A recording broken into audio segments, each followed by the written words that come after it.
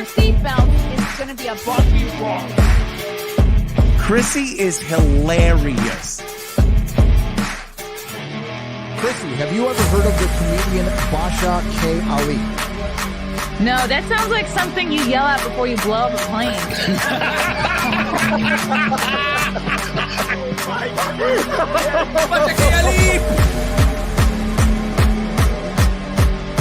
30 seconds remaining. But you know what, Chrissie, to say I doubt that you'll stand up to something, I haven't been disrespectful to you at all.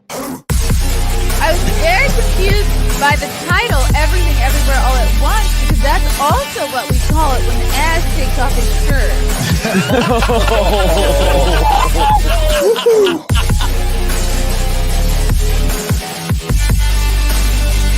I shouldn't be up here. I should be in school on the other side of the ocean.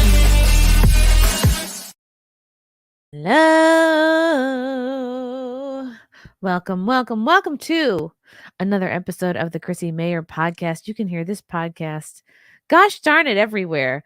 Spotify, SoundCloud, Rumble, Rockfin, Twitter, Twitch, YouTube, Facebook, even all of the places. And if you haven't subscribed, I don't know what you guys are waiting for. I'm almost at 92K on YouTube, trying to hit 100K. So go ahead, hit that subscribe button, a like if you will. Before I bring in our very fabulous guest and a friend of mine, I have to promote my comedy show this Friday. Guys, you have one last chance to see me very pregnant doing stand-up comedy, and that chance is this Friday in Pennsylvania. Yes, come on out this Friday, March 22nd. I'll be headlining the Laughingstock Comedy Club in Grantville, Pennsylvania. That's near Hershey. That's near Harrisburg. We have a Pennsylvania moment. If you're sitting in the front row and my water breaks, drinks on me, that's my promise to everyone. You know what? If I give birth at this show, I'll buy everyone in the room a drink, because that'll just be so hilarious and so worth the story and cheaper than giving birth at a hospital, to be honest. So come on out, get your tickets now, ChrissieMayr.com. Keanu Thompson will be featuring, Gino Bisconti will be hosting this show. It's just going to be like a who's who of funny folks. And then, of course, as always, Simpcast is every Sunday, 9 p.m. Eastern, back here on my YouTube channel. And of course, as always, Mondays on Compound Media at 7 p.m. Eastern is the wet spot. Tune in to all of that good stuff. Yes. I ran to the bathroom and ran back. So if I sound out of breath, that's why. Also, I'm breathing for 2. Did I mention that? Okay. You know who's not breathing for 2 is our guest today. He really is the guy who makes Compound Media run. Nothing would happen without him. He has his own show too, which I will not give away the name of it because that will give away his name. And as anyone knows, when you're bringing someone to the stage, you don't spoil the ending. But he is, I would say, kind of a radio icon. He knows everything. He knows everything about radio and this sort of precarious transition between radio and podcasting that we're currently in. Welcome back to the show, friend and sort of general manager of Compound Media, Erik Nagel.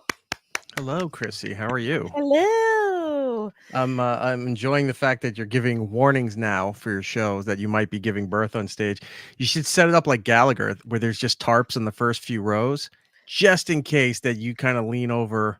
Remember that lady that just started talking crazy and then collapsed on the stage and everyone thought she was Heather doing a bit? McDonald. Yeah. She was talking about how great it was that she was vaccinated and then she passed out. Right. So the same thing could happen to you too, where you just kind of slump over the stool on the stage there and shoots right out over to everybody, like Gallagher shooting watermelon out. Yeah, someone could come and hit me with a hammer. Either way, you're getting the value for your ticket. Oh my gosh. Right. Because on Friday, Erik, I will be at 36 weeks. 36 weeks. It's like only 4 weeks to go. You can't wait for this to be done. You can't? You've had I'm enough? saying you can't wait for this to be done. I can't either, but you can't wait for this to be done, to be over with, and kick into hopefully not the postpartum depression that seems to be the Uh, trend nowadays, where everybody has a kid and then all of a sudden they can't get over the what's fact up that they with had a that? kid. And I looked up the symptoms to postpartum depression. Joke's on you guys. I already have most of them. I'm already super anxious, get depressed. I feel listless. I feel fat. Nothing fits. Nothing prepares you more Feel for that feeling. postpartum Yeah. depression as when none of your pants fit. So bring it on. I'm ready. I refuse to be postpartumly depressed. Well, good. It's don't be one of those other people too that like 3 days after having the kid, I'm going back to the gym. I'm gonna go power I walk 'cause will go that back is to the gym, Erik. I'm gonna that do is what Michaela dangerous. Peterson did. She just ate a lot of steaks. She threw on a bunch of body bands, like belly wraps, and she's fucking back to a size 0. So that's my plan. All right, you got me with the stakes. Everything else past that point is all on you. Yes, Erica. Joke's on you guys. I'm prepartum depressed. That's fucking funny. That's like Not that. even pregnant. Yeah. And I barely one of my jokes that I'm saying now is like I want people to say like congrats to me because I'm 6 months sober. And then I go, That's "Whatever, pretty good. don't clap just yet." You do the math. Shot for Oh, courage as you're being wheeled into the emergency room. It's like it's not gonna mess up anything at this point. The kid's coming right he's out. So cooked, right? yeah, How I could probably start drinking again. You know what makes a pregnancy fly by is not knowing you're pregnant for the first 7 weeks. That really it does happens. speed it Yeah. up quite a bit. Yeah. Shouldn't happen when you're trying for it, but if you're not trying for it, people go several weeks before it's like, "Why don't I feel so good? Why am I not fitting into stuff anymore?" And then like, "Oh, you've been pregnant for about 2 months now." No, I still fit into stuff. I just was like I was late. I was 2 weeks late, took a test, it was positive. I threw it out because I was like these probably are made in the same factory as the COVID tests. They're probably all positive and I just threw it out. And then the next week, I was 3 weeks late. It was our friend James Raniolo's wake. And then I was like I better take another one and by another one I mean 4 more. So I took 4 more and they were all positive and said it in all different ways, words, shapes, hieroglyphics, and I was like, "Well, shoot. There might be something to this." And I was wearing regular clothes probably till I don't know, maybe 20 weeks or something. Had you known ahead So, of time, that wake would have been the best spot to do the reveal. to tell people to make That it you're about pregnant. It's like, me, I "Look, I know should have. everybody's down and, this is a very somber event, but I wanna get everybody's spirits up and let you know I'm gonna Yeah, I'd be like, "I Frank and I are know." having a kid," and It's very sad because James died in a very fucked up way. He had a heart attack, hit a tree. People did not know he was the paramedics didn't find him for a couple of hours. it's It how was Randy Savage horrible. died. It's horrible. Yeah, And he's so young. He was like in his 30s. But that I think would have lightened the mood at the it wake. would've. If I had just been like, "Look, I'm bringing a new life into this world, all right? Everything's You gonna would have balance been like out." the people who get engaged at somebody's wedding, or Ah! bridal shower or something like that. You announced that you got People engaged too. did get engaged at my wedding, Erik. Um, Anna, that Star Wars girl, and her man got He engaged, like, proposed at your wedding? the next day. The next day. Alright, that's alright, that's still And, kinda dickish, but yeah, at least it and wasn't Brittany on the Venti day. and Sean and her fiancé got engaged, like, just a couple of days after as well, like, right after. So Jesus. but they didn't tell anybody for, like, 6 months. So, um, I don't know. I don't understand why they keep it secret, but everyone's different. So, I like to say that we inspired people. And now my hairstylist is pregnant. So, I don't know what I'm gonna do when she has the baby. I'm gonna look like crap.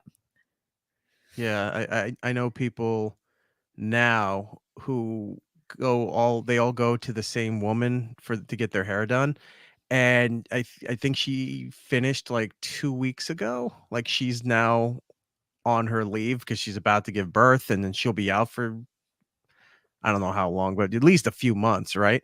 and they've all been like, I don't know what to do. And then there's somebody else that they recommended that works in the shop, and they're like, well, I'm gonna see this person and see, but they may not be as good. It's like you guys are very picky with your stylists and stuff. It's like a counselor or a therapist. You just can't Kind go to of. another one.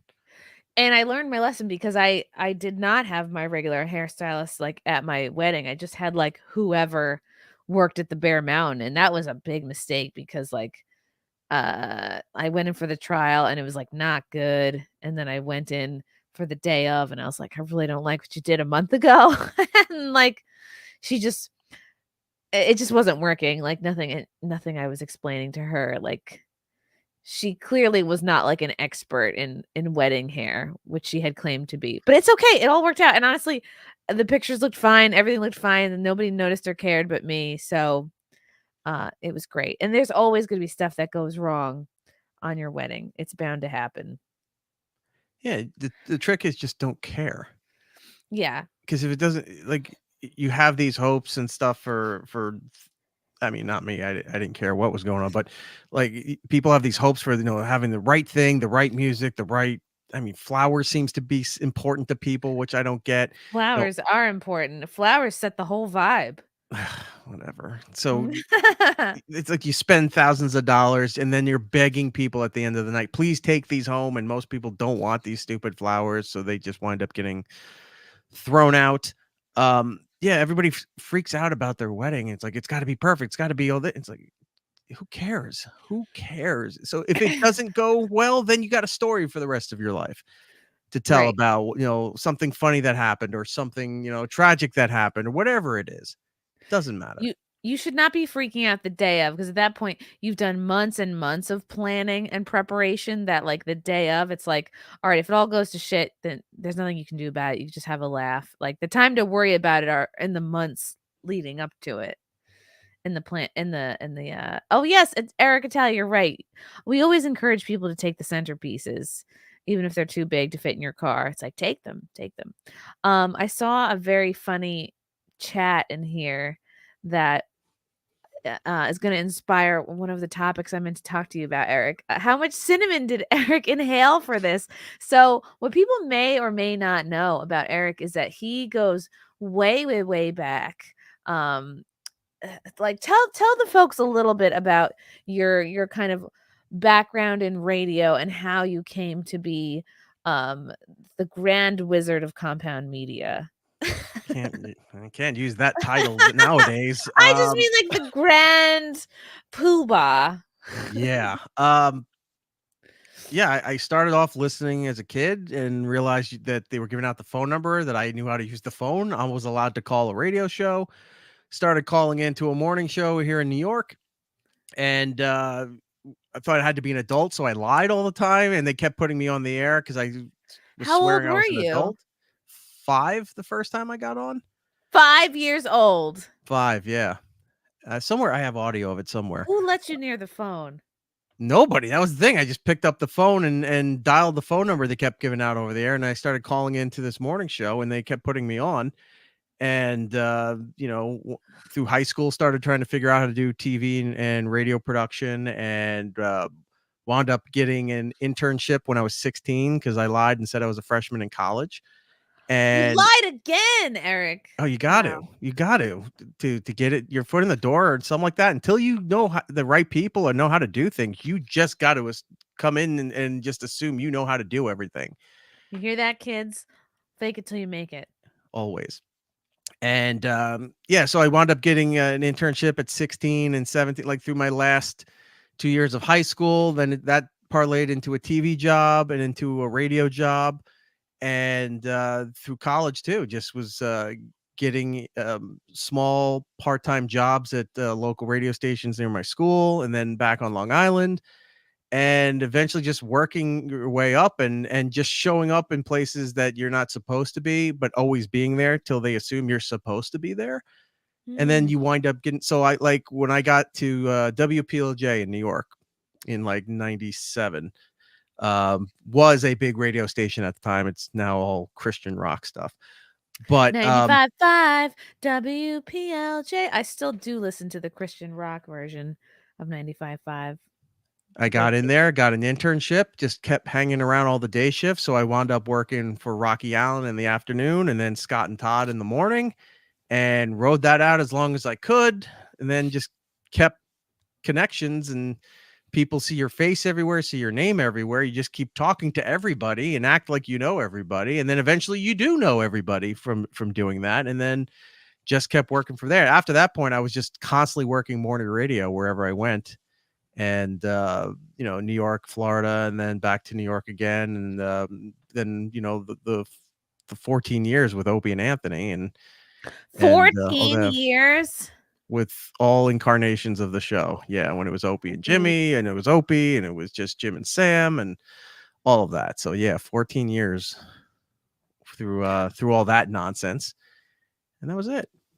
And so during this time, what are you thinking? Like, what did you want to be when you grew up? Where would you think this would lead? Morning radio. I always wanted to work morning radio. Wanted to work on a big morning radio show, and the last part of it is to have my own show. So I wound up getting a chance to do that while still at Sirius XM for a little over 3 years. And now the show I currently do still is over at carried on iHeart's digital platform for iHeart podcasts and all that. So I've pretty much hit a lot of my professional bucket list of what I wanted to do. And when you hit those, then you got to start figuring out new things. It's like, all right, well, when this is done, what's the next thing? What's the next thing? So keep generating the list. And I have a few more things that I'm still working on. I'm hoping that they benefit sometime soon. It's stuff that's been in the works for the last several months, but the way the TV and radio industry is now, it's we want to do something, and then you're still sitting there 5-6 months waiting, and they keep telling you, no, we're going to do something, but you're just constantly waiting. What is the holdup generally? The industry sucks. Television sucks, radio sucks, entertainment sucks. They've been laying people off every direction since 2019. It's been nonstop. Last year was a bloodbath for a lot of for radio. Some major companies got delisted off the stock market, so they're having problems and bankruptcy issues, and they just don't want to, like a lot of things, they don't want to pay for people. And then they cut all that stuff, and then they wonder why that they don't have enough people to cover all the positions. So now when you go for a job, it's like, oh, this is the job you're getting hired for, and these are all the other responsibilities that we're putting on your list. So now you could be you're going to do afternoons at this station, but then you're also going to be the music director. And then you're also going to work in promotions. Then you're also going to have to help some of these other people out with production. Then you're going to have to post 2 blog posts a day on our website. And then you got to do it's like, when do I have time to do the air shift? You're giving me 6 other people's jobs, and you want me to do this thing too. Unfortunately, that's where the business is right now. And radio kind of sucks for the last couple of years. There's no good personalities, the older statesmen in the business that are still there, but they're not giving a lot of opportunities to younger people to really do something or make a name for themselves. It's all cut and paste. Like they're not even interested in other personalities until they've already created such a huge fan base, and they go, oh, I want to cash in on that, like with Rogan. Like Sirius does this a lot. iHeart does this too. They buy a lot of celebrity names or very popular influencers that are on social media. That doesn't mean it translates to doing a television show or to doing a podcast or doing a radio show or some kind of streaming thing. These are all people who work in tiny chunks, pre-recording, 15 seconds at a time, heavy editing, filters, all this other nonsense. And then it's like, well, you got to do this show like 1 hour a week. Okay. Now you got to do this for the next year. Wait, what? Oh, this is like a job. Yeah, it's a job. And then that's why all those celebrity deals usually fall apart, and all the influencer deals usually only last 6 weeks to 18 weeks, somewhere in there, because then they're like, well, I'm going to do other things. I can't keep just doing this as a job. It's like, well, the people who are here to do this as a job, you don't want. Right. You want all these other people who don't want to be there. So like Meghan Markle and Harry's podcast was just such an abomination. Like they wouldn't even show up to do it. The producers ended up doing the interviews for her. And I just think, especially the royal family, like these people that are celebrities already, they're not hungry. They're not like no, we need this. We're paycheck to paycheck. They're like, eh. So then the work ethic isn't going to be there. Yeah. Yeah, it's just it's a complete waste, and they'll spend millions and hundreds of millions on top celebrity talent, and some can deliver. Like they spent 150 million for Conan O'Brien's podcast network, and he's delivering. Conan likes to do the shows, do his sketches, do everything, so he's there. But then you had other people that they spend a ton of money on, and then they don't live up to, you had this deal here. I remember I heard a thing with Paris Hilton a couple of years ago. I loved Paris. I reviewed Paris's podcast for Who Are These Podcasts, and it was so funny. It was When just she like, launched that podcast was the week after she was attacking David Letterman and attacking Opie and Anthony, that's right. because we all treated her so terribly, and back in the day, He and treated her how she deserved to be treated, like a bimbo. yeah, well, yeah, she just didn't. She was like, I don't want to talk about that. You were told not to talk about this stuff. Then why? This isn't an infomercial. We're not here just to promote your product and not talk to you as a person, you know? So the following week she launched her podcast, and then I think it only lasted maybe a dozen episodes. And then they called it a season, because podcasts have Right. seasons, You do a And season when you don't have the work ethic to just keep going. I'm well, no, still you on do a my first season season. when you have a show that's not meant to be driven by a personality every week, like any kind of true crime thing, right? You have Okay. seasons because there's a lot of work, a lot of production, a lot of prep. It's not like sitting down and talking about your life and topics of the day. You're going off the information that's available. So that's where it's appropriate when you're doing like limited series kind of things. If you're hired as a celebrity because you have a massive fan base and they think people want to get to know you and think find out who you are, and then you go and you sit there and do this, and it's terrible. Nobody's coaching you because you got a lot of yes people around you. And then, this is why you're only 4 episodes in. You still got another 8 to go. I don't want to do this week. You have to. You have a contract. You have to do this kind of stuff. Make it a season. Yeah, and they get $1 million for 12 episodes of a podcast, but everybody else who can do a podcast, a show, a stream, whatever, great once a week or 4 days a week or something like that, and they just don't want to pay the money for those kind of people. Erica says, I feel like I'm sitting on the porch with 2 old guys complaining about the industry, and it's great. That's us, just 2 old Not guys. complaining. It's just that, unfortunately, that's where it is. That's where it is. Mhm. And you, a big part of your career is being involved with Opie and Anthony, and I Correct. can't believe that's been 14 years overall, and which leads us to Compound Media, which Anthony started in 2016. 14. A month after 14. he left Sirius, Keith and Wow. him got Compound up on the air. And you were the first person he thought of to bring in. He was like, No, we I must wasn't. have Erock. Oh, I was still contracted to Sirius, so Garrett was the first one he brought in, because Garrett but wasn't clearly happy. you were the second. They're like, okay, we have Garrett. We must now get Erock in. No, I was a bit of a patsy getting pulled in, because had I known Keith was going to take the direction that he did, I might have rethought the way I approached coming into Compound. But yeah, Garrett was the first, because he was miserable with Sirius, and I think Jay Thomas was done at the time, and he just didn't like any of the other stuff he was working on. So when Ant gave him the opportunity, it was great. His last day there, he didn't tell anybody. It was last day, and I guess on somebody's show, he just ripped open his shirt, and he had the Anthony Cumia logo on there, and that was his last day at Sirius. Oh, Keith did this? No, Garrett. No, Garrett. Oh my God. Garrett did That's it. Yeah. badass. Yeah. Garrett's amazing. Garrett's for as low key as he is, when you get him going, he's good, but then he pulls back, and he's just, if you don't talk to him, you don't know he's there. He's very quiet. No.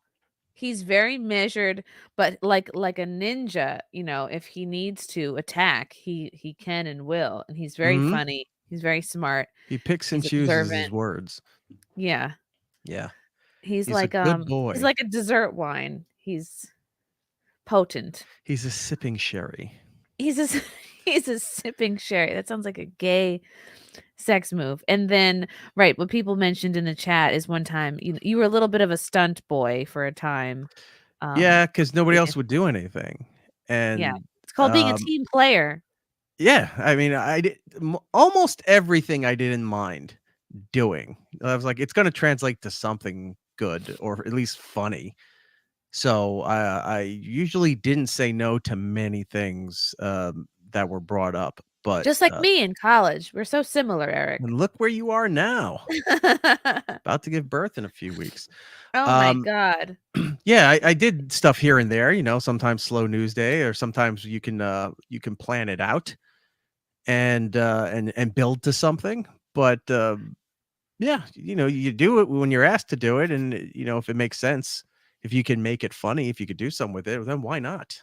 Was the cinnamon challenge your least favorite moment? You had to eat a bunch of cinnamon and then what, keep it in your mouth?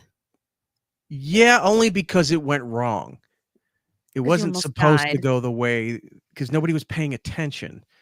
And nobody bothered to look up the exact details of how to do this other than other videos they were seeing. Wait, what else were you supposed to do? You're only supposed to have a bit of it on like a teaspoon.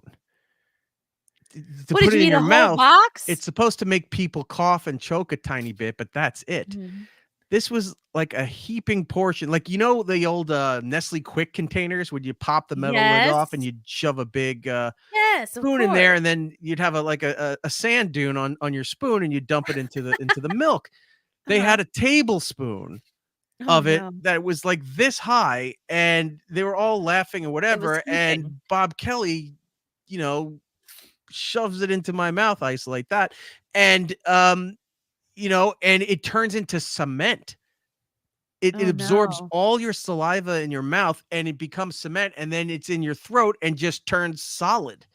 So it's essentially blocking your windpipe, and Does you it can't feel breathe. like when you go to the orthodontist and they take, a mold of your mouth and the goo kind of drips down your throat? You're like, "I might die," but you have to just No, hold it there? no, it feels like if you swallowed a quarter, and you put a cork right there into your throat, and you can feel there's absolutely no airflow Oh my going into your God. mouth, where you just go, "Oh my God, this is a problem."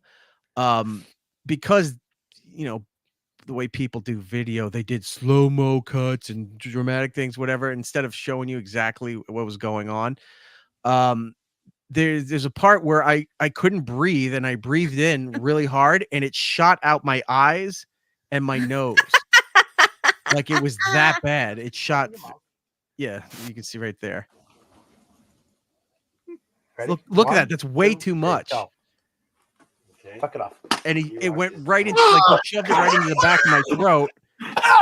You saw it's like a dragon's spray right there. That was coming out of my mouth, my nose, and my eyes all at the same time. It came out of your eyes? Yeah. My eyes were blood red. Like, there was no white left in my eyes for You like had 3 days. cinnamon coming out of your eyes, Erik.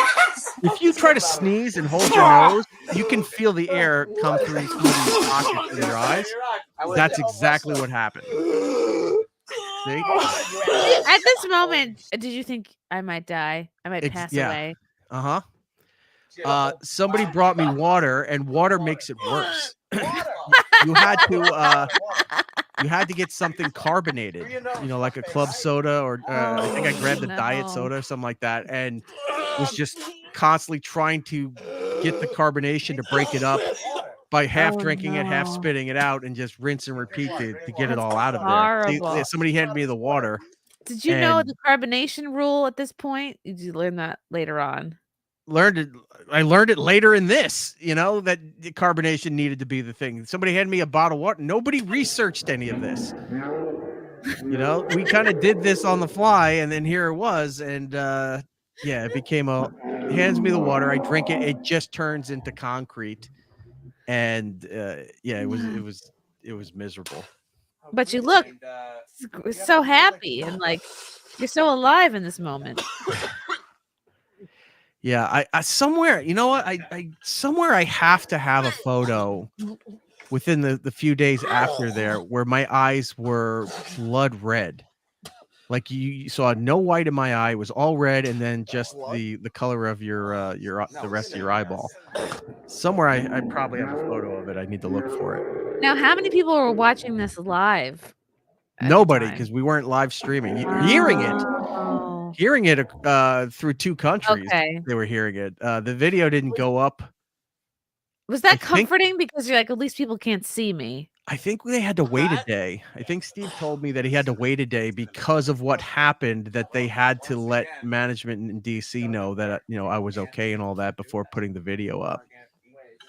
You had to wipe the cinnamon out of your eyes, Eyes, my nose, my mouth, everything. your neck, your back. My pussy and my crack. Isolate that too. It went everywhere. Yeah. It's Yeah, called being all a team the player, though. not what I expected to be doing in my radio career, but, you try to be a team player and you go with it. So you joined Compound Media in 2014, No. and no. I joined in the toward the end of 2018. Oh, that's right. That's when I kind of started coming on 2018. I left Sirius in the fall of 2017, and then I had a contract to write out and a non-compete kind of thing, even though that you can't honor that in New York. It's a right to work state, so you're allowed to go. But if I had broken that, I wouldn't have gotten paid for another year. Oh, So wow. I had to sit out essentially. The iHeart deal worked out where it didn't affect what I had to do with my my leaving of Sirius. So I like 3 weeks after leaving Sirius, I hopped on iHeart. But yeah, once the Sirius stuff was done and cleared, and then like a month after that, I went over to Compound because Keith was asking me to come over. Oh, look, it's your favorite. It's push-ups. You rock, Erock. Cheers. Thank you, sir. I don't see that $2, but thank you. Oh, No, I don't I'll care. I don't I'll care. give you $2. I don't care. It seems to be the thing a lot of these shows all complain about with streaming online is who's getting the super chat money, unless Really? I think it's like the understanding that I think I have with my peers is like you sort of try to keep track of the people you have on your show, and everyone tries to return the favor and keep it semi equal. That way, like I would feel horrible, be like, wow, I have all these people on my shows every week, and then they ask me, and I always say no, like, all right, you gotta, you know what I mean? You gotta keep track. um I mean, that's nice of you to do all of that, but if you watch shows like who are these podcasts or anything like Cardiff and Tukey put out, and you're seeing their clips of stuff, and it's just constantly all of these other shows complaining about who's making exactly what off the super chats, and Uh, that never that I it's mean, like I don't. watching like bartenders fight over tips. Yeah, usually at the end of the Like night, you dueling dig tips. it out, and everybody, gets gets their due. You pay the bar backs, you pay everybody else, and then you live off what you got. But Yeah, yeah, you that pay stuff the doesn't matter to me. Italian, the mafia. Oh, Hey, it's Marshall. Beaupre. Hello, Marshall. Who was Eric's most difficult O&A whack packer? Most difficult. Difficult. Sandy Kane or Lady Di. They both stunk. Like I hated being around them. Lady Di was constantly. I mean, I guess she was easy to manage, but you had to supervise her every time she went to the bathroom. She'd make like a huge mess at the bathrooms at Sirius, so they'd always have to send somebody with her, like a Oh my female god. intern, or like Sam would be outside just blocking people from going into the bathroom, but has like a foot in the door to go into there, just like, you're all right in there, yeah, whatever, just to make sure she's okay. Because one time she was in there and she was essentially like, I think it was like she was taking her clothes off and using the sinks as a bathtub or something, like she was washing herself, and Oh my people were, god. if I'm remembering it right, it was something she did in I think that's what it was, and then people were freaking out, so she had to be monitored. Sandy Kane just doesn't listen. It's like, Sandy, we need you to go over here, keep quiet for a second, and then they'll bring you on. You can do all that. And then it's like, I'm gonna walk you into this side of the room here. Just don't say anything till they say something. Then you can go do whatever. And she walked in. What's up, motherfuckers? Blah, blah, blah. It's like, we're not ready. She doesn't listen. So Oh, Sandy or no. Lady Di were probably the worst out of all of them. I remember I got blamed for someone destroying the women's bathroom at InfoWars, almost to the point where they were not gonna have me back. It took, like, months to clear that up. At InfoWars? At InfoWars, I got mistakenly blamed for someone destroying the women's bathroom, and it took thank God I was Was kinda there some friendly. other redhead there that they There saw was on some camera? other no, there was another woman who just, like, completely trashed the bathroom, left period debris everywhere, and people thought it Oh, was me, and I'm mortified at the idea that that could have been me. I just was like, "Oh god, no." Like, I'll go in and I'll clean up after other people. Like, I'm the opposite. I'm like a Girl Scout. I'm like, "Leave it better than you found it."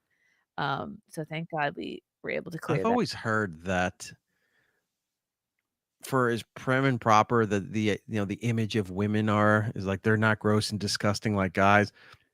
I've always heard that like a woman's locker room, a women's bathroom, even in their home is always disgusting. Like they don't really It clean. They leave depends on the stuff woman. hanging everywhere. It really depends on the woman, like, there are genuinely sloppy women, and then there's women who are, like, kind of, they act like some of us act like animals when we're near death, like, we hide away, we hide, proof that we were there. I don't like a lot of my garbage out, like, I don't want people to see how the sausage is made. There Um was a girl I used to know who didn't flush the toilet after Ugh, she went. It was only like she peed and stuff, but you'd walk in later and you go, What the? Why didn't you flush the toilet?" ugh, "Oh, well, why? It was something about, like had this thing about wasting water." I go, "No, this what? is when you waste water. It's like, if you don't wanna leave the sink on while you're brushing your teeth, that I understand. Don't leave the toilet while you were gonna go in there later. No, just disgusting. Flush the toilet all the It's time," and she so never did. so unladylike. I know. Good night, mister. Hail, Brother Nagel. Thank you, good night, "Hello, Mr. mister. Thompson. How are you?" Hello, "I Mr. think he's Thompson. talking to you." When I stomp on your foot, you smile and nod. I do that to Gino all the time, and he doesn't get it, and then he gets it. Ugh, I have no patience for people who don't understand an extremely old Simpsons reference. I don't have time to explain. Uh, Do so you it, that you used to be able to say like The Simpsons was a very niche thing, but as like we've all gotten older, you find out there's a lot more people that still watch it to this day, know old references and what have you.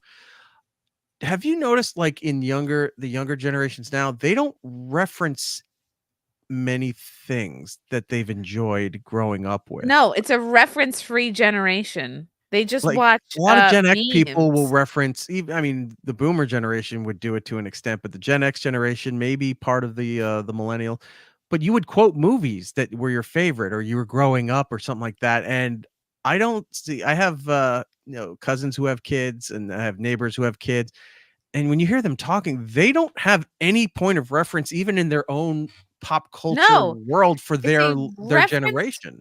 referenceless generation. They're so detached from any kind of physical media that it means less to them.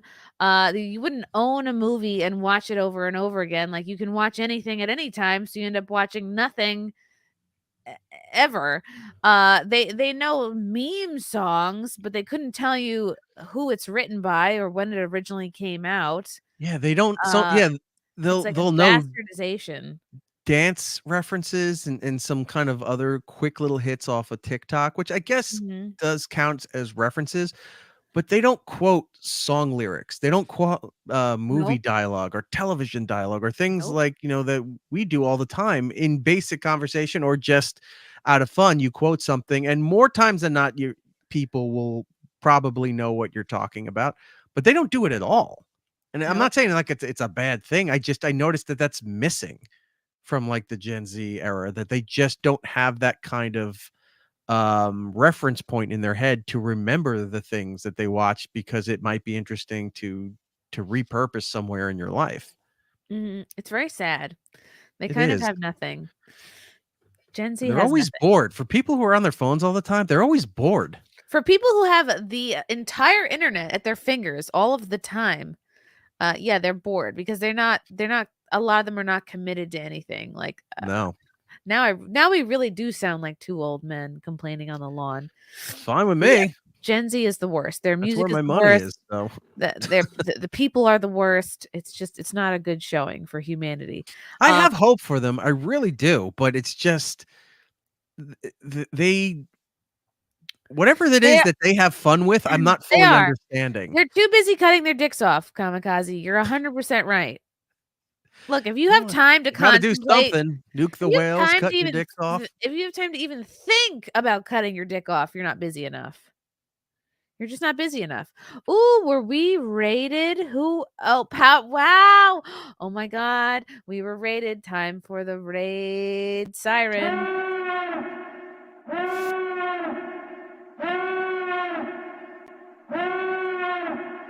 On a loop? It's on a loop. Got to turn it off. There you go. I just want to let it go for the rest of the time. And of course, a chirp. We have to have a chirp. Thank That you, is Powder very Cake. funny. That would be something if I got back on the radio, like a traditional broadcast kind of thing. That would be something I would just play softly in the background and never acknowledge it. Every time Just I have a black guest, I play it. or just during the commercial break, or when Yeah. you're just talking about whatever, and you just every now and then you're hitting the button and letting it go, and just never acknowledging that it happens. So it drives the people in the cars listening or people on the phone crazy. Or your program director. It's like, what is that? Somebody fix that. Yeah, I don't know what happened. I came walking in and I was hearing it in the hallway. I don't know what it is. Yeah, just like how actual black people deal with their smoke detectors. They just Yeah. pretend they don't hear it. It's called being authentic. Okay, so we fast forward. Um, the thing a lot of folks have been talking about recently is, oh my God, Cumia is moving to South Carolina. He had this He quadruple is? bypass. How has it been reacclimating Cumia to getting back in the swing of things after his health issues, which started, I guess, what, September? September. Towards September. the end of September. The last week of September going into October, I think, is when we started doing all the guest hosting and stuff for him. He seems fine. He's looking great. He's really enjoying being at his new place and doing his show from there. Um, I think I'm not 100% sure where he's at as far as the future of what he's doing, but he's still enjoying what he does.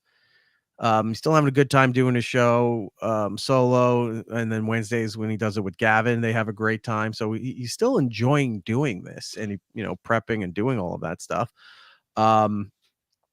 I think he's fine. We're in an election year, so it's going to be a lot more anger and difficulty with topics and just the progression of a show, because every day there's something new going into the general election in November. But other than that, I think he's doing fine. I think he's And I enjoying it. think, my gosh, like going into summer, fall is going to be crazy, but I think it's going to start start really ramping up, like, I mean, as we get into summer. Well, yeah, I mean, in past elections, we should still be in primary season. That lasts Right. several months, and then you have your conventions in June or July, I think, for the Democratic convention, the Republican convention. That's when they're going to officially announce that I accept the candidate to be the candidate for the president of the United States. And this was done the first week that this started. Everyone's like, oh, you're being, everyone just wants, it's like wrestling, like WrestleMania. You want to see the WrestleMania rematch from last year. You want to see it again to see who's going to win out best Yeah. 2 out of 3, or it's going to be 1-1, what have you. Everybody knew that it was going to be Trump.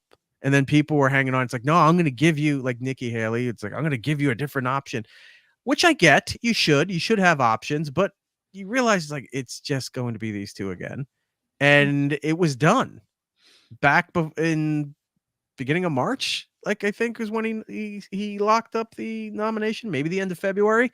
And then we just got to ride out the next several months until the conventions, and then they can start doing versus each other. It's like slow. Everything got done too fast, and now you're just Yep. sitting around with nothing to do until the summer. So I think you're right. The summertime will be interesting, and then fall will be as hectic as, after Labor Day, everyone starts talking about Christmas shopping. So that's Mhm. where we're going to be after the summer's done and everyone's done having fun and back home and working and doing whatever. Then everyone's going to be focusing towards the general election, towards Thanksgiving, towards Christmas, and it'll be business as usual. And I wanted to say this earlier. Did Opie reach out at all during the time that Cumia was kind of recuperating, where people didn't know what was going on with him? Like, did he reach out to you at all? No, I'll never hear from him again. I've realized that many years ago that I'll never deal with him again. But he Anthony said that he did reach out to his brother Joe and was saying, no, Why is would he reach doing out to okay, Joe and not him? because he's Opie. Why Mm. do the thing that you're supposed to do, and when you can do the thing that you're not, the exact opposite of that? And yeah, he reached out to Joe, sent his best wishes or whatever. I don't remember if Ant said if they texted directly, but from what I remember, Ant saying that he reached out to Joe just to, hoping Ant was okay and sending well wishes, and that was about it. Yeah. Okay. Interesting. Yeah, his new set does look really good, and It's uh, it's it's great considering sorry. how much he used to shit on people who had bookshelves behind it and all that Really? stuff Did he with the. really? He Oh shat yeah. on the bookshelf community? Oh Yeah, my I was god. trying to go back through some of the archives to find where he did it, but I don't have the notes that detailed for when he was making that. It was a small comment, but he'd always laugh about people's bookshelves with their tchotchkes or their Funko Pops or whatever was on their exactly Mhm. was ever in their background there. And then lo and behold, there he is with the setup, but he's got, pictures of Patrice and 70s detectives and all kinds of weaponry. And Mhm. I I His pieces of found flair. I found some old O&A stuff from our old studios, because we had several Ooh. studios. We kept moving around between, XM, Sirius XM, CBS, all that. We had many different studios we were doing.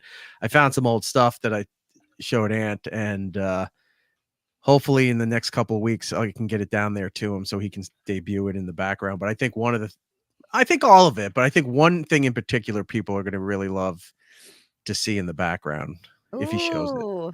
So, Okay, little tune in. tease for everybody. I can't wait what the little background trinkets will be. The Okay. pickled But punk. Yes, you guessed it. No, he would take that out and shoot the thing. So you had Would You Kindly on Compound. Now you have It's Erik Nagel, which people can listen to on iHeart. Right. What would you like to see for the future of Compound? Or actually, what would you like to see for yourself for the future of your show? Like what Um, are some of your big goals?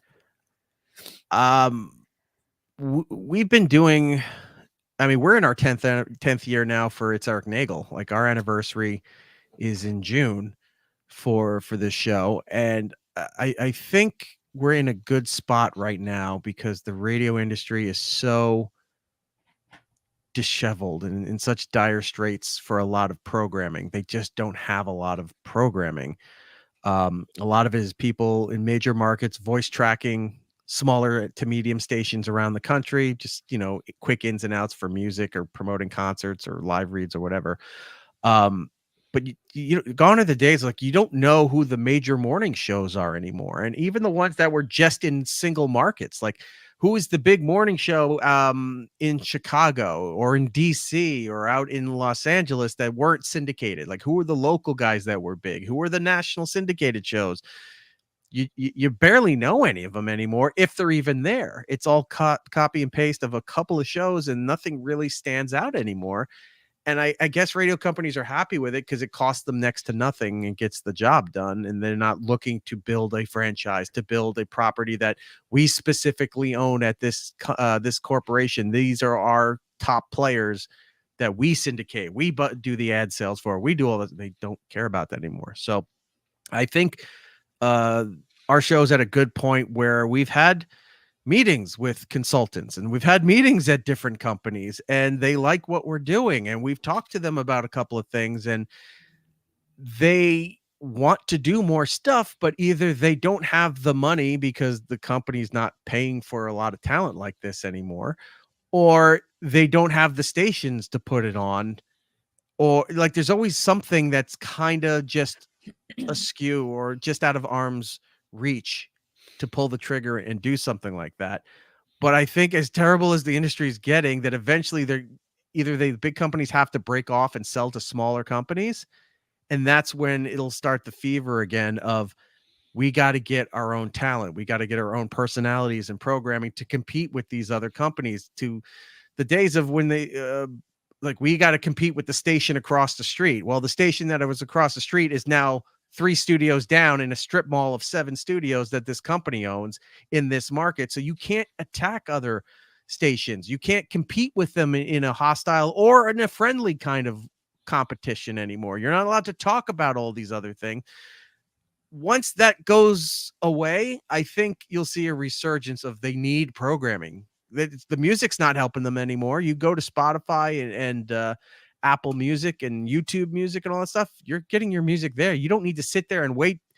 Coming up at the top of the hour, we're going to play the new Ariana Grande song. You're going to want to hear it. It's like, no, I could just click, boop, there it is on Spotify. 10 seconds. It's in my car now. I don't need to wait 12 minutes after the commercial breaks to get to hear the brand new song. It's right there. So I think we're in a good spot that eventually they're going to pull the trigger and then they're going to start bringing in shows again. And the fact that we're better produced than a lot of programming out there. We've been doing it for the longest time. We know how to do it in a shorter and a longer format.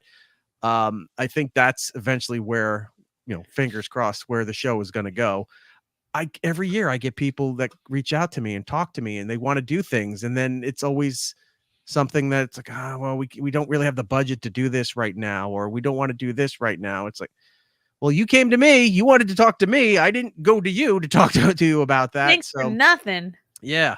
So for me, I think it's just, I'll be at the right place at the right time soon. It's just not quite there yet. For Compound, it all depends on what Anthony wants to do going forward. Like Anthony's kind of a hybrid right now where he's like a snowbird almost, 3 weeks in South Carolina, a week in New York, then another 3 weeks in South Carolina, another week in New York. And we'll just see, like, come summertime, if he's going to travel or if he's going to do whatever he's going to do. I'm hopeful for it. I would love to see, some new stuff that we could do, that we can expand and take some shots on it. It's just difficult. It's difficult with that model of a network because the network model is kind of outdated at this point. There are a few companies out there that have a network kind of thing, but you have shows that do well, but then overall the network is kind of barely chugging along. But it's good that you have the top shows on your network that are helping bring in subscribers and ad sales and things like that. I would like to see it do more, but who knows? The way a lot of this stuff looks nowadays is everyone's finding more success in just being self-contained and whittling it down. Like, you may do multiple shows, but you're still the same host hosting different variations of your program that people like. You don't have a network where you have 7 to 8 shows like radio stations used to have, the morning, midday, afternoon, evening personalities. And you would go there because, you might like the afternoon show. You may not like the morning show, but the morning show brings in the most money. And there's always these different things for you to choose. Now it's like you go to your channel because I like Chrissie's programming and I see what she does, her Simpcast on Sunday night, where she's got like 19 people on the screen and you're trying to figure out what everyone's talking about. And it's not a knock. It's always fun because I pop into your room and I'm like, I don't know what the topic is. I'm trying to figure it out. We don't know either. It's a lot of fun. And then you have a show like this where you're doing 101, and then you used to do your morning thing. And then you have some other things where I see your alerts pop up and you're doing something different, but people are coming to see you, to subscribe to you, to see the content you're doing or other shows that you're going to be on. That seems to be the way a lot of people consume their content now. It's like, I like this person. I like Tim Dillon. I'm going to watch Tim Dillon's podcast. I'll subscribe to his Patreon. I'll watch him every time he's on Rogan. Oh, he went on this comedian's podcast. I'm going to watch him there too. People have their favorites, and then they'll follow certain people and then just kind of browse at everybody else's shows. I don't think going to a whole network is really that feasible anymore, but we'll see. I have hopes that we will figure out something to do going forward. Hopefully and also, the climate's got to change.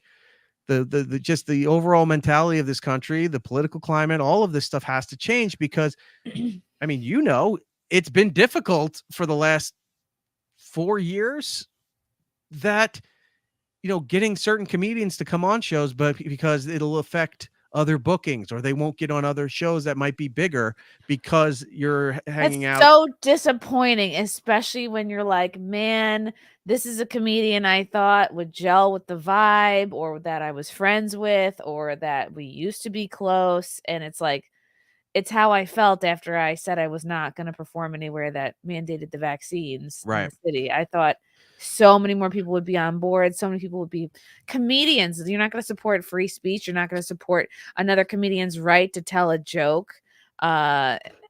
Thinking like everyone's going to be on board with this. And then you're just like, oh no, like people just want to get famous. Most everyone just cares about their own career and making their own money. They don't really have any scruples. Yeah, it is disheartening. Look, but if you're friends with people who have had success, right? Comic, show host, whatever. And then when you start to see them reel back on some other things, it sucks, but professionally you have to understand a little bit, whether you agree with it or not. It's like, I can't get mad at them for not coming on. They think they need to do to feed their family. They right. maybe are in a position or think they have it's another not worth taking opportunity the for risk. something that they have to take. Yeah. I get that, but that's kind of the reason why you don't see a lot of and I hate saying this, but it's kind of the reason you don't see a lot of the comics that you used to see come on to Anthony's show or to Compound or whatever, because there's just like a stigmatism around the network, and they are all in the, I need to get on this person's podcast in order to get on this special, to that. They're doing what they have to do for their careers. I get it. It just kind of sucks when you're friends with a lot of these people. It's not even associate. You're friends with a lot of these people, and you got to they pull you aside and they got to talk to you about why they can't do certain things. And you go, all right, I get it. It sucks, but I understand it. And I wouldn't like want to ruin things for them or bash them or anything, because it's not like that. But it's also disappointing because that's the way everything is played right now. They got to be careful. A little bit, like if your podcast or your show is not a stepping stool for them, then it's not worth their time. It's like, ugh. Yes and no. That is true. If you're friends with people, there's people who go on their friends' podcast, and their podcast may not be as big or will sell tickets or benefit them in the way they want, but that's what being a good friend is, there's other things that go around. It's like, maybe there's other problematic things. Like, look what happened to Shane. His comic friends all hung around, but for a while he wasn't getting invited onto outside of Rogan. He wasn't getting invited onto a lot of other shows while the heat was still on him, but Rogan didn't give a shit. People were waiting and seeing. I mean, Rogan is, you could argue that that's the one that matters the most, and it's not like he's untouchable in the way where he's daring the rest of the world or daring the other networks and stuff to say, like, I dare you to try to take me down. Like, he's talking shit about them. He keeps his mouth shut. He focuses on what he wants to do, what he wants to talk about, and he talks to who he wants to talk about. He doesn't care. And whatever the fallout, the outcome, whatever, so be it. He just does what he wants to do. Where, and he would have Shane on, and which was fantastic. And then it helped Shane, but not everybody else is that willing to stick.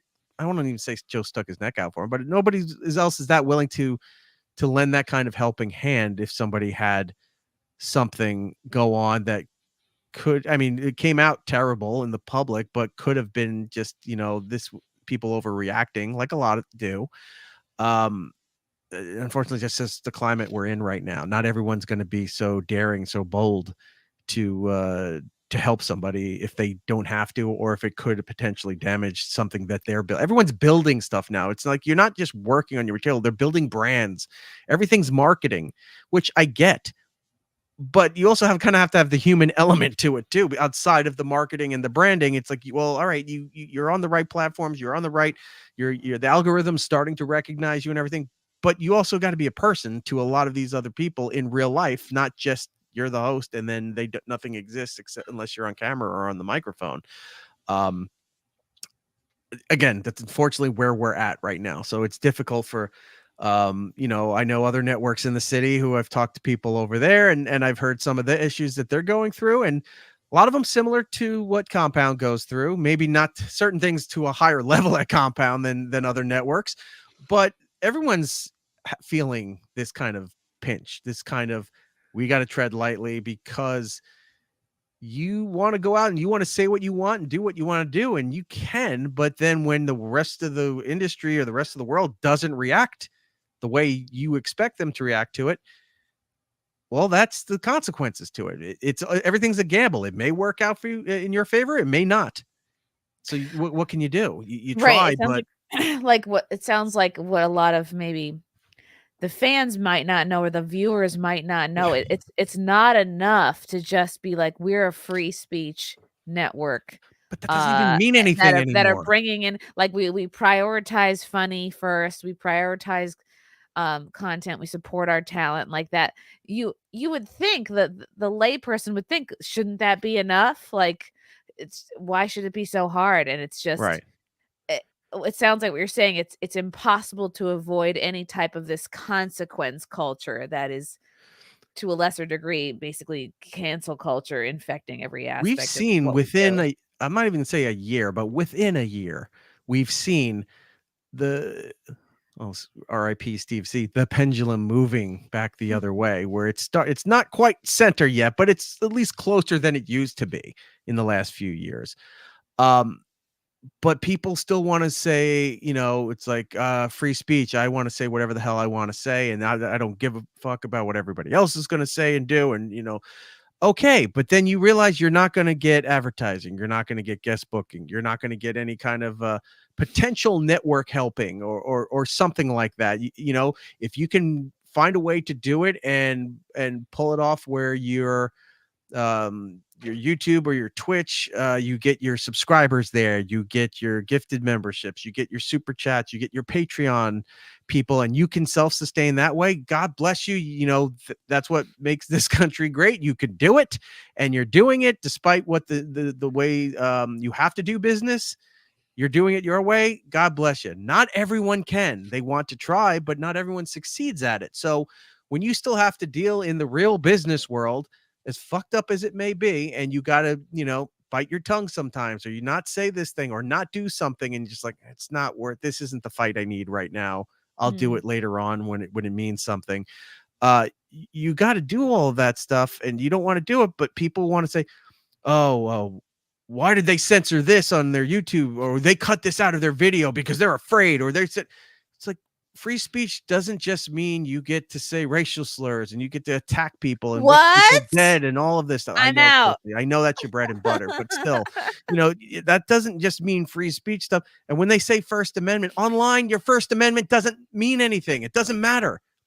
Read what the First Amendment is. It's just that you won't get arrested by the police for saying what you're saying. But when you're online, First Amendment doesn't mean anything to these other companies, where they can turn you off. They can kill your YouTube channel. They can kill your social media platforms or whatever, because it's going against what they deem their terms of service. It's not a government violation, and you're screwed. You're doing stuff for free on other people's platforms, and you want to say and do what you want, but if they're telling you no, it's not You're your company. blackpilling me, Erik. You're making it sound like there's no way to 100% cut off from the mainstream, the establishment, the man. There is, if you could be like those Minutemen guys that go out into the woods and they're skinning, varmints, and they're making their own stews and preparing for the collapse of the government. I guess that's the way you can do it. But if you want to do anything in tech, anything streaming, anything broadcasting, anything. I'm sorry, these are the rules.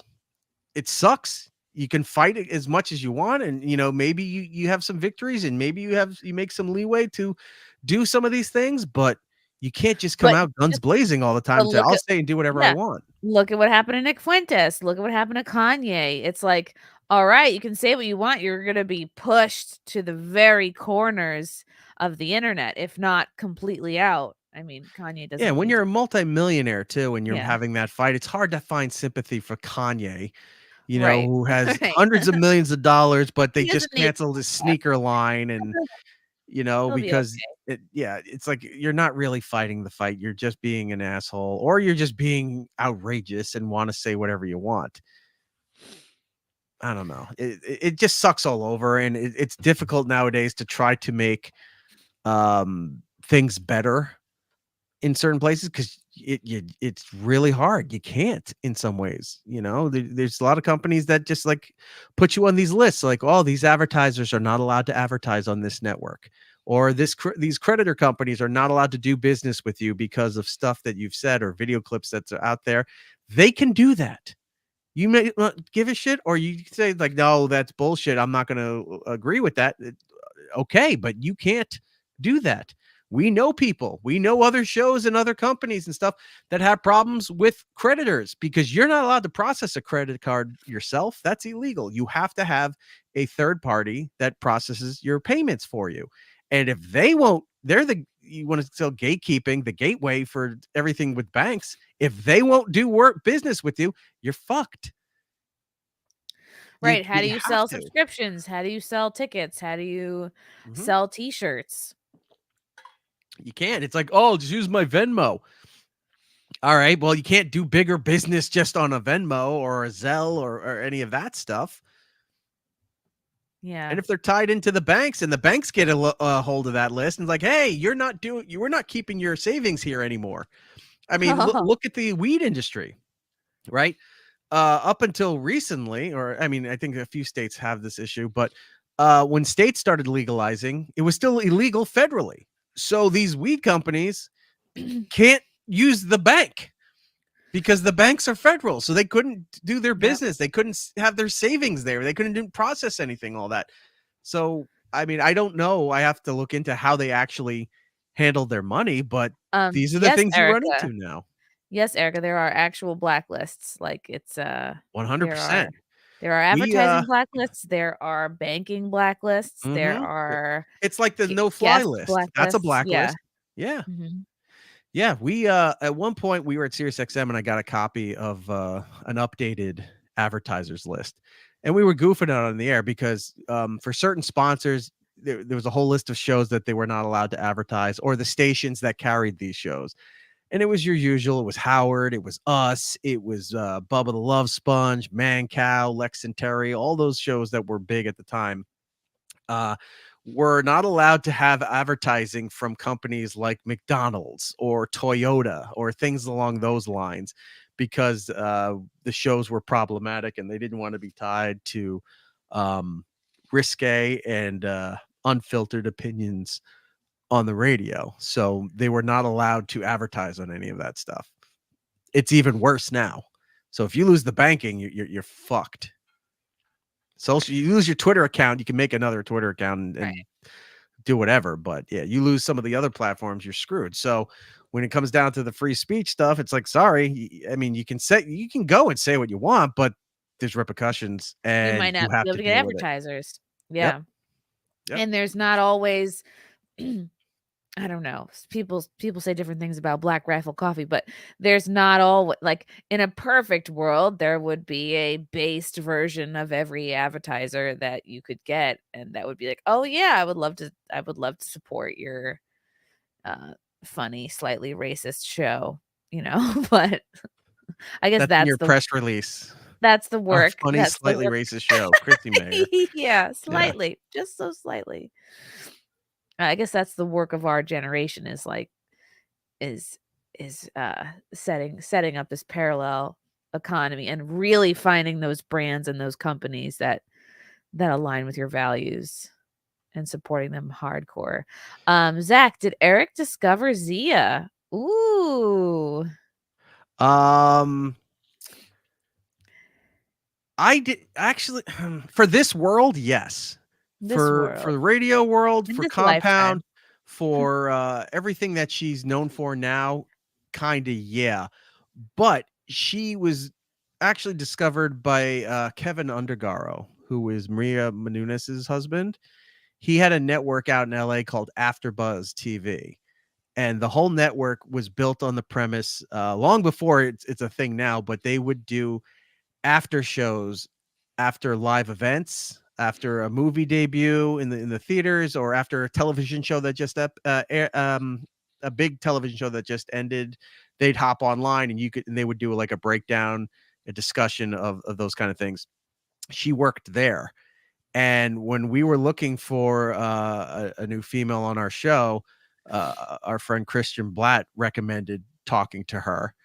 And then we talked to Zia, and then we started having her on, and she did 4 years on our show before going over to Chip Chipperson, and then doing her own stuff and doing very well. And now she's on her second pair of boobs. I know she has second. Oh, I was going to say secondhand boobs, but that's not the case. She's on her No, second I mean, pair of that's if you boobs. if you can't afford a new set, they give you She got her, someone yeah. else's It's like her gently sister's used. hand-me-down boobs that she Yeah. has. Yeah, yeah. Oh, Zia's a lot of fun.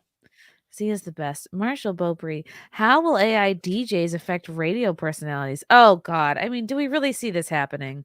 It's already been happening. They launched the station earlier last year that their midday and their nighttime jocks are AI generated. So there's no live people. This Yeah. is Roberto in the nighttime. No, they actually hired other DJs to read a whole bunch. I don't know what it is. I got to get a copy of that. When they're doing a lot of this AI stuff, the high level companies have a script of things that gives every kind of vowel or consonant sound fluctuation of language, that kind of stuff. They read this whole copy of material, and then it generates their voice to say whatever it is that you want. Wow. And the AI DJs are then fed through like a news service. They'll get like the new news wire, the AP wire comes in.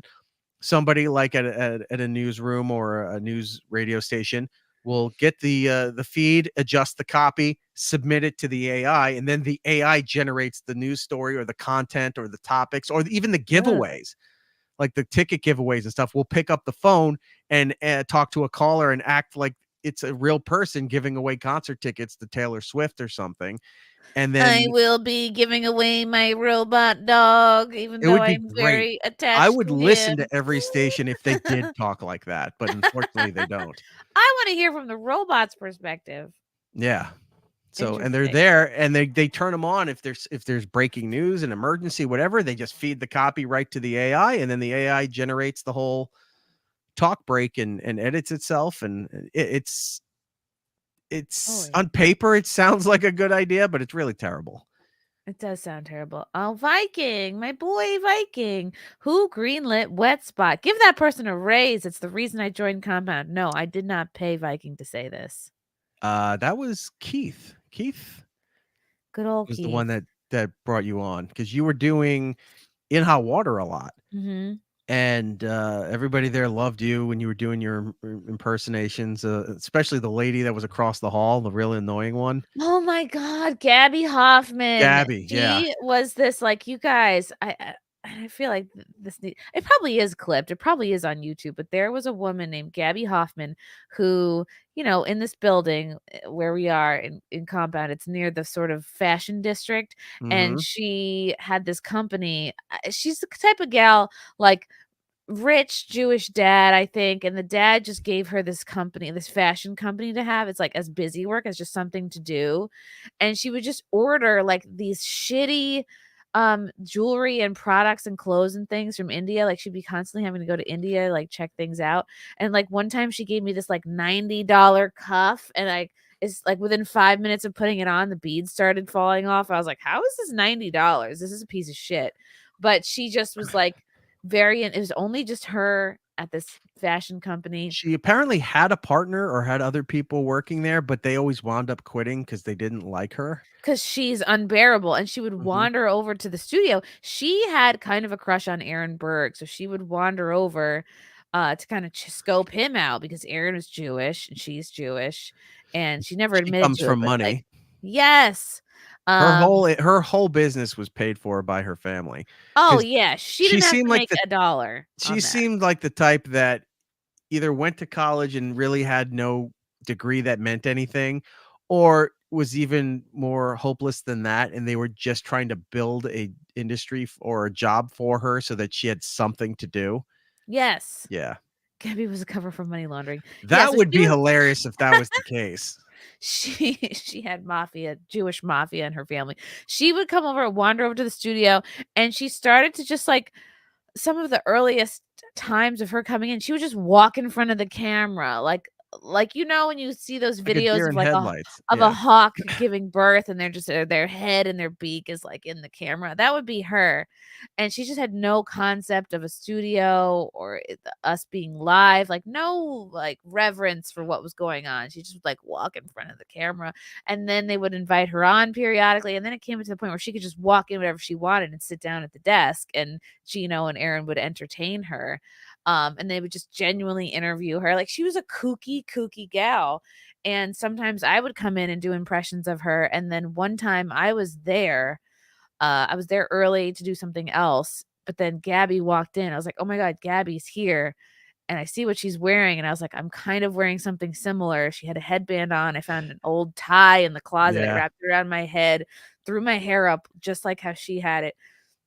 And I came in and sat next to her, and it ended up being this thing called Dueling Gabbies, where I was doing an impression of her, but really trying to toe the line of her not noticing it. Like, I just was trying to pretend like this is how I am. Also, I am also like just speaking in her tone of voice and getting her like physicality down and but I didn't want to piss her off and have her walk out. So that was Why? also one of my That would have been favorite great. moments. Because I didn't want her to be like, I love doing impressions of you, but I didn't want her to be, like, upset and never come back because she's Oh, kooky and fun. I gotcha. didn't, like, I like to have fun with people. I didn't want her to be, like, stomp off. Mhm. I know it sounds bad for me to be like, "I'm a comedian. I didn't want this person to be offended," but I didn't want her to feel, like, bad That because was she's her failed fun. attempt. She coulda had her Saturday Night Live moment, when a cast Yeah. member really does a good impersonation of somebody for a while. Like, it's a constant reoccurring impersonation. They will eventually get the real person to show up unannounced, on the during the Yeah. skit, and then they walk in to purposely ruin the skit and make the cast member feel very uncomfortable. Yes. That was her moment that you came in and started doing that where she could turn around and was like, "That doesn't even sound like me. That doesn't look like me." And then you're doing the Oh same my exact thing god. she's doing. Yeah, she had very little. She was very vapid.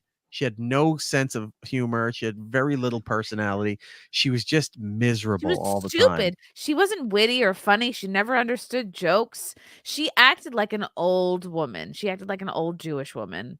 God, is this really her debut? Like her very first time on the Gabby show? Hoffman, the fashion designer who has an office right down the hall Oh, from us, please is show. dressed up in Indian terror garb and has come in and is laughing Time at her own capsule. jokes and When talking Gino had hair. this and Jesus. You She's know, born and again. this how she pre-headband. Yeah. loves Axl Rose. Born Be again. careful. This is a Gabby Hoffman watch. Should she come back into the office, No. we will Oh God, I remember this. moment, and I It was feel just like we need more security in here. I'll be We honest don't with need you. Just walk security. right We in. need security for when Hoffman sit the lovely there you go, ladies and gentlemen. In case you thought we were making up, It's like she's dead. Like it was the spirit of Gabby. I was saying. And she Now you were saying your boyfriend took your sorry. No, he returned my samples back. And you know what? Please use Now- the microphone. That's some Yeah, sort yeah, of you need- Yeah, so we need the appropriation, right? microphone. He has no sense of what to do, of like, what? Talking to a microphone. She loved looking at herself, which we all do. We all like love looking at the screen, but she could not make eye contact with anybody. She just unbreaking eye contact with herself on the screen. Couldn't Right. get enough. And she was kind of see-through in her sorry here. And then Both at in one her point, clothing and her personality. yeah. So your boyfriend returned your samples. Now is that code for a I little don't want to discuss my boyfriend, Mr. Ratner, and I are Mr. Ratner? Can we Mr. Google Ratner? Mr. And then they throw up this background which makes her look like she's in an insane asylum, like with Padded room, yeah. a padded room. That's not nice. No, it's not a hateful thing. When you do, you can say 15. He never spoke a bad word in his life. He was a very peaceful person. He never spoke a bad word in his life. He never was Oh my god! I want mean to people. clip. Well, I mean, neither was my father. Walking around. My father was a farmer. He used to have no idea Yes. that it's like I see where I am on the TV. Okay, the camera's I here. say? I'll look into the camera or look at the host. She's just constantly looking Never. at herself on television. She cannot look at the host. She Kaufman. Andy Kaufman's about to be voted to. and like Goes gets and does up, sex with other people. She just dances in front of the fucking camera. Like has no sense. This is for real. This is a for real. I'm ordering a Can we report Deadbolt her on still Amazon for right like now. ripping off like Hindu culture or something? Because She's culturally appropriating. Now, did you the dance as a Indians. child? It's Gabby? 9:45, which means 46. it's time to go live inside the brain of Gabby Hoffman. Here we go. Fucking painful. Why would you? And if every time I'm putting it in you and you're thinking about it, look where your mind is going. Yeah, your eyes say no, but the Yes. restraining order says I mean it. No sense of humor. God, like, and this is on YouTube. Thank God. She's just it'll so live there forever or until they shut the channel down. She's iconic. Yeah, now it's an immigration lawyer's office. Which is ironic, to say the least. All their clients ruin the bathrooms on our floor. Yeah, they do. They and I either get- don't keep up the cleanliness of the bathrooms, and then they, for some reason, feel that they need to get thick Sharpies and just graffiti the bathroom. Oh, really? I'm constantly picking up paper on the floor from the ladies' bathroom. It's never like horrible, but Yeah. I'm always picking up paper towels. I can't stop. One time, because they've gotten so big, they branched into another office down the other end of the hallway. So they have two offices, and I heard somebody from trying to get into the bathroom while I was peeing in there, and the door's shut, so you need the key. Person went back, I guess, to the office, and then somebody from the office came down to open the door. I'm washing my hands, and the guy's walking in as I'm walking out. And then the guy from that office is like, could you just leave the door open? So it's like, I can't keep getting the key all the time. And I went, no, it's not open just for the public to use. Use the key. And he was just like giving me a dirty look. It's like, fuck you, dude. It's like, you're bringing all these people that we don't know into the building, and they're destroying the bathrooms and just leaving shit all over the place. And then it's like, oh, just leave the door unlocked so I don't have to keep doing this all the time. No, like every business, give them a restroom key like a civilized person. Yes, we live in a society. So this Yeah. is Gabby. might have been the first time that I pretended to be Gabby. Hi. Gabby, So we're wondering weird if how much you do look like her. Just unbreaking eye contact with the screen and like just twirling. It doesn't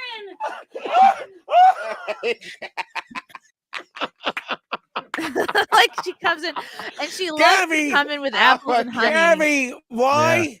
Gabby, why Said, are "Oh, you? There's apples and honey for Rosh Hashanah or whatever, so whatever Jewish holiday. Gabby, why are you? And then she loved Aaron, so I'm like, I have to get up on Aaron. I would sit on your lap. Gabby, have a seat, Gabby. Gabby. Gabby, why? Oh That's my the show, God. everyone. We can't. Where you go? Gabby, sit. Aaron, come back. Aaron, come back. Gabby. Aaron. Aaron, come back. I brought apples and honey for a sweet new year. Gabby. Oh my fucking God. This like it made me feel mentally ill to like impersonate her. It goes against every instinct. It's like, well, whatever I feel is the right thing to do, I need to do the wrong thing in order to be her. And the same thing, same background. They do close up. Holy shit. Like just make the most unflattering faces. Oh my God. It was a simpler time. It was a simpler time. All I needed was a shawl. I didn't have to come up with show topics. I could just be myself. Daughter Gabby This from is her what led to you getting the wet Do I look spot. like a gerbil? She was always What the fuck? All right. I miss So, Gabby yeah. so much. All these appearances on In Hot Water is what led to Keith offering you the show and doing the wet spot. What is Keith up to now? He's living his best life in South Carolina. Mm, He's yeah. retired too. So Snowbirding. Yeah. Johan, what's up, Johan? Thanks for the super chat. The Gabby walking down the imaginary stairs bit had me howling. Oh, you did that. Oh God, the classic sight gag. Yeah, that's an oldie but a goodie. Mm-hmm. Oh You my still talk to God. Aaron at all or no? No, only really about well, he produced my stand-up album. Right. So only really when it has to do with like sound exchange or seldom once in a while, but that's it. Yeah. Oh, that's disappointing. I know he's a funny guy. I miss him. I miss him too. Yeah, I haven't talked to him in a while, but every now and then I'll get a text from him or I'll say, "Hey, what's going on?" and Yeah. something light like that. But yeah, I do miss seeing him around. Yeah. It's all good though. My God. What else? The time has flown by, Erock. This is crazy. It has. Yeah, It it'll has. be it'll be interesting to see what the future holds for our individual shows and our baby that is Compound. Have you talked about or have you figured out your plans yet for when the kid comes, what you're doing with Wet Spot? Have you put any of that out there or not yet? I'll just bring the baby to the studio, have him in a little pen, and hope that he can just be quiet for an hour. Use him like a puppet. Just keep him right Yeah, there. I'll just be like, "Can you be quiet for an hour? Thanks. Here. Chew on this old whiskey glass." You're gonna do like you ever see on Twitch some of the gamers, they have a separate cam for like their dog sleeping on the couch or their cat sleeping somewhere, right? Yeah. That you're doing this show and then in the corner there's another camera, just an overview of the Baby cam. kid in the playpen or the crib or something like that. It's interesting because you're like, "Oh, do you want to like expose this brand new human being into a world that they may or may not want to participate in?" So you're like, No. well, it's like, "But I fucking made you, bitch." So Nope. I don't know. I feel torn. Yeah, don't do any of that. I hate. I mean, it's cute because it's a dog or a cat, but even then, I still think it's stupid. It's like no one cares to see the cat or the dog. Don't do it with the kid. Yeah. But I just don't see how it would be worth it or have funny. It's very private. It's like, ugh. So I don't know. It's a but lot. for fans of Wet Spot, when that time comes, the show will still be going on. We'll have different guest hosts filling Yes. in until Chrissie's ready to make a return. We have booked a killer, and I'll be zooming in with maybe my tits out. We'll see. But yeah, we all the That's characters legal.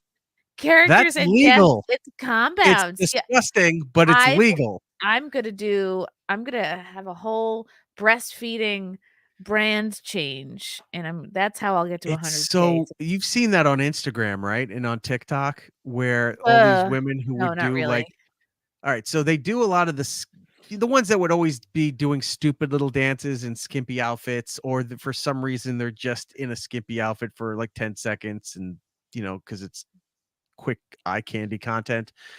I guess the ruling is for TikTok and Instagram, if it's part of breastfeeding, they can't take it down.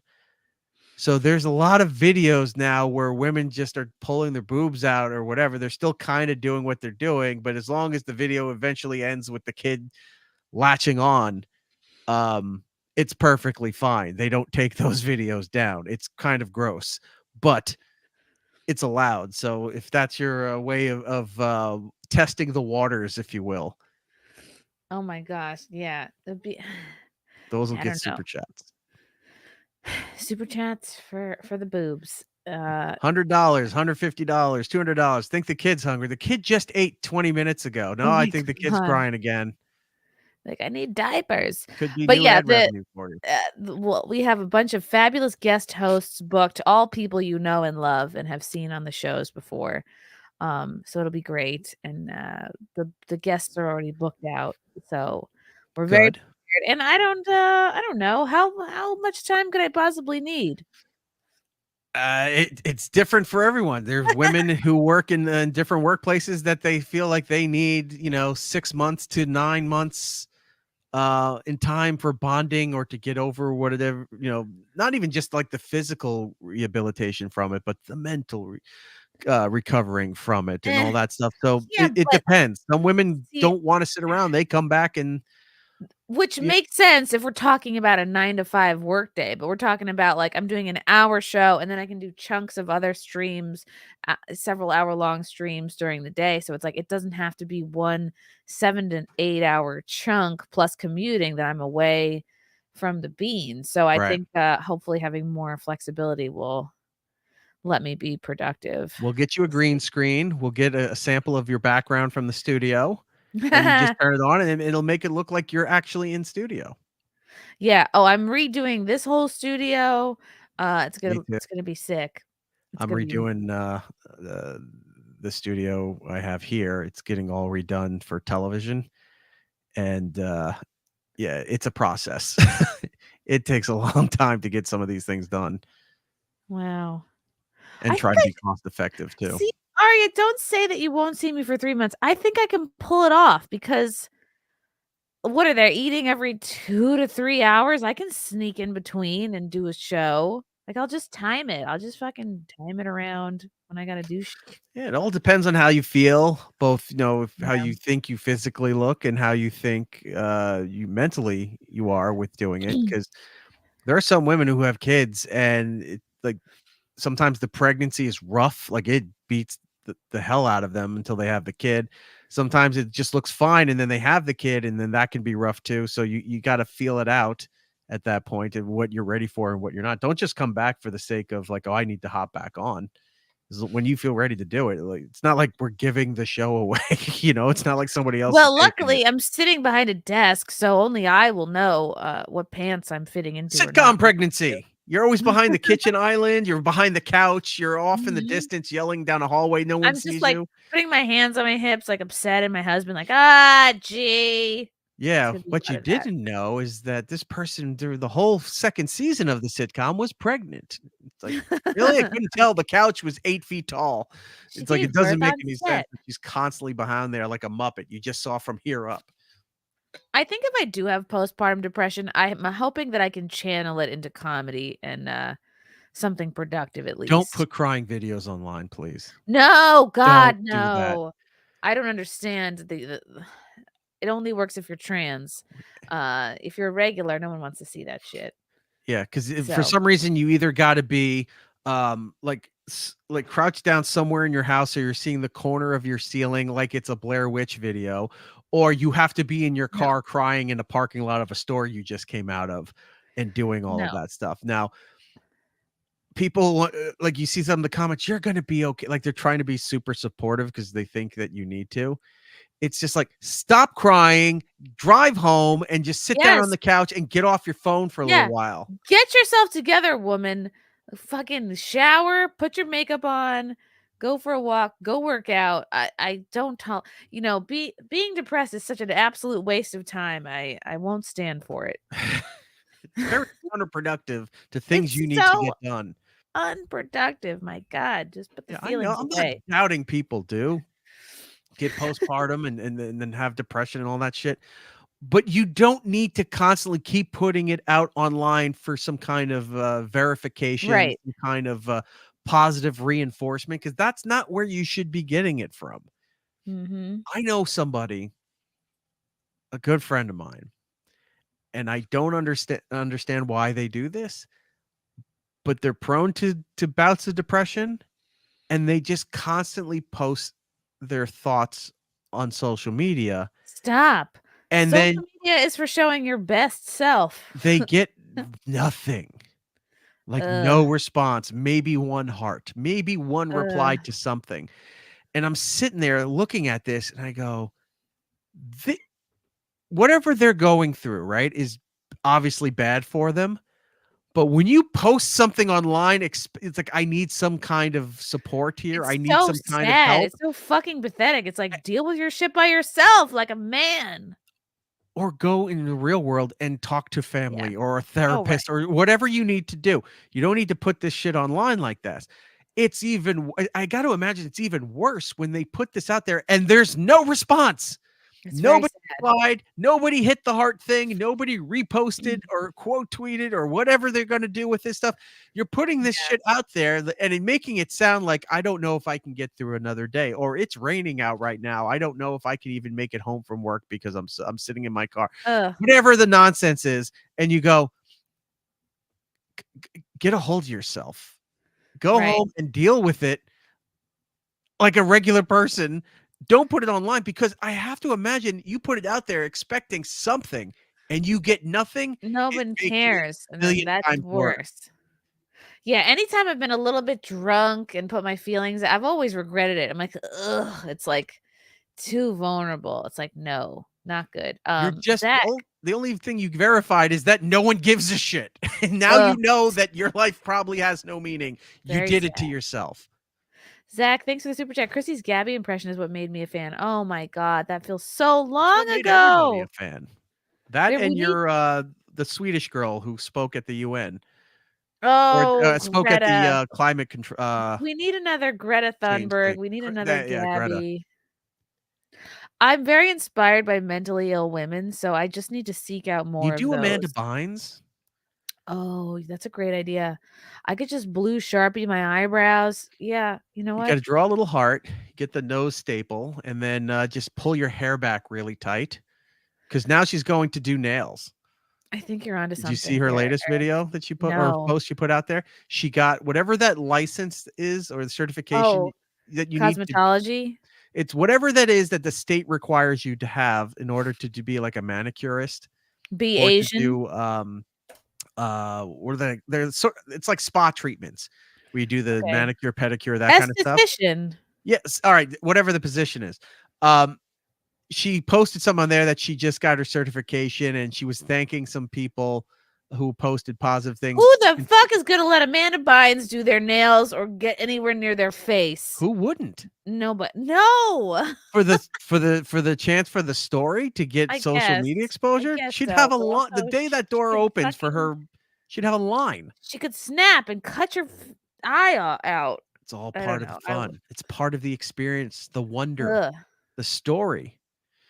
That's true. I mean, the story that led up to it is very sad, but now we're at this point here. It's like, yeah, I want to see where her nail career goes and see how fucked up this turns out. Yes, other things aside, it was terrible, but we're here now, and I'm starting from this point, this fixed point in her life. Here's where I'm going to enjoy or goof on it. She's at least trying. Did you watch the Nickelodeon documentary? I watched part of the first episode.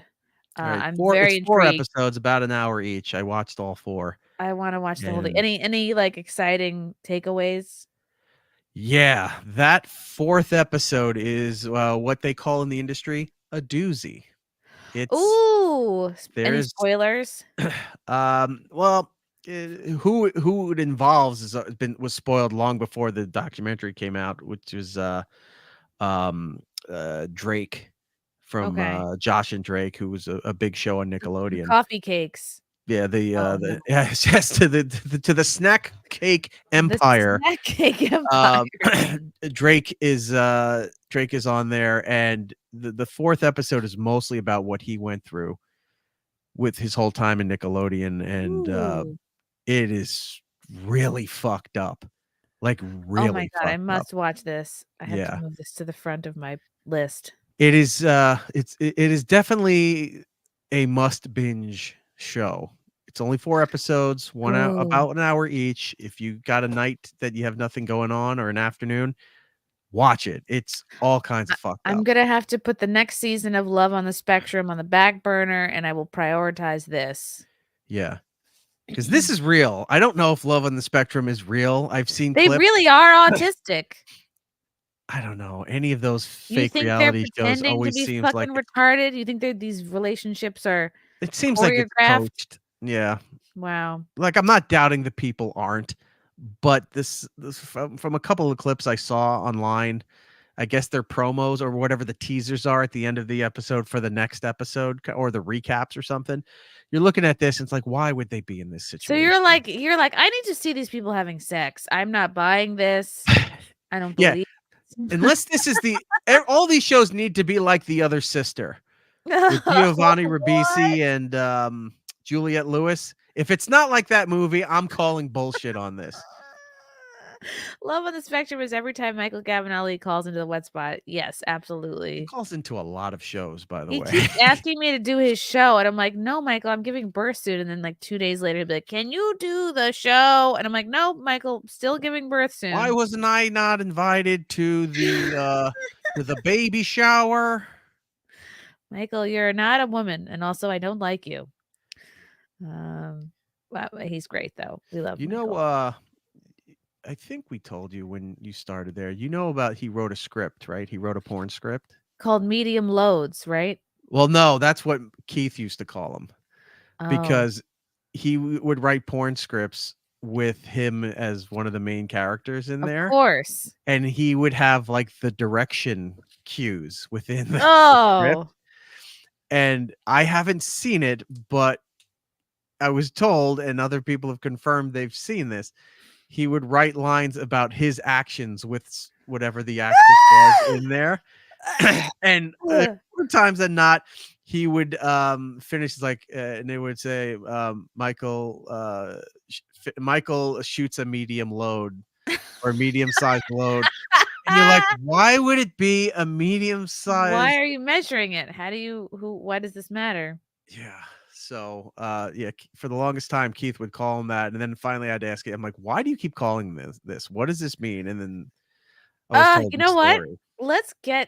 I could see if Michael can send me one of his old scripts and we can do a table read on Wet Spot. You 100% should. Like next time you Yeah, get no, I'm gonna fucking message one of him. your God damn it. not your friend, but like an acquaintance that's in the adult industry or somebody that Yeah. Lane knows or something, get them in, have them read the direction, and then because they would be professionals, they would know the stage cues and Yeah. placing and all of that stuff, so you could update it and correct it as you go, and then have him read his copy on it. Hey, Michael, do you still have any of those scripts you wrote? Porn scripts, right? Is that what they were? Yeah, You wrote something a like few that, years ago. Oh, I can't believe I'm messaging him. All right. Now, see, we'll see. This would be a good thing to do it would with my be. last couple of You shows. do it as a subscriber content, Ooh. record it at the studios and then put it up as a you don't have a Patreon, right? You just have No. the memberships for YouTube. I have YouTube memberships and then I do Rockfin, which is similar. Oh yeah. Do it for either do it for Compound or do it for your membership for YouTube. Don't put it out for free because that's just too hilarious. Yeah, I would definitely do it at least on Compound. Yeah, This it'd be sounds a lot of great. The fun. wheels are turning, Erock. Thank you for the idea. This Always is got to keep moving forward. It's gonna be groundbreaking. Where can people find you and follow you and listen to all your great stuff? You can follow me across the board on all the social media platforms at It's Erik Nagel, all one word. And the show that I do, also titled It's Erik Nagel, you can find on the iHeartRadio app through Apple, Spotify, anywhere else you get your podcasts. And the video version of the podcast is available up on our YouTube channel. Also, It's Erik Nagel. Michael already wrote me back. I said, hey, Michael, do you still have any of those porn scripts you wrote a few years ago? He wrote, no.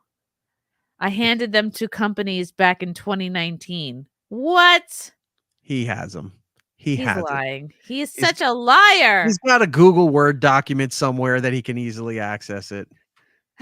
It might cost you a little bit, it might be like $100 or something, but the amount of like adult industry females I've introduced him to, literally he was literally using my name to book guests for like over a year, unbeknownst to me. I literally already paid him in him just knowing who I am.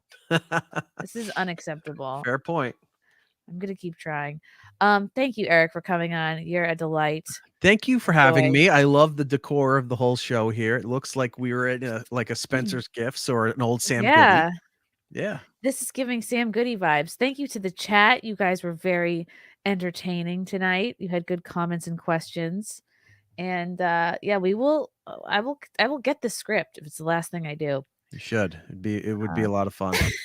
Thank you guys for tuning in, and we will see you next time. Bye.